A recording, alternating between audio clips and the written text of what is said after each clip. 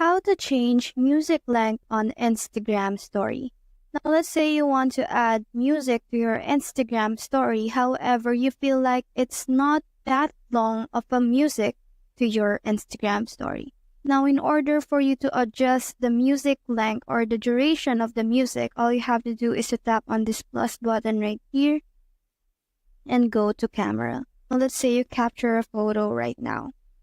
It really depends on your liking. It could also be a video from your camera roll or a photo from your camera roll.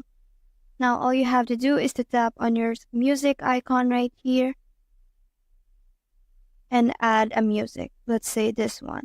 Now in order for you to change the length or the duration of the music that you are currently choosing, all you have to do is to tap on this seconds button right here. And now you can change how long you want this clip duration to be. It could be as short as 5 seconds or as long as 15 seconds. Now once you're done, all you have to do is to hit done right here. So that's how to change music length on Instagram story. Hope we helped.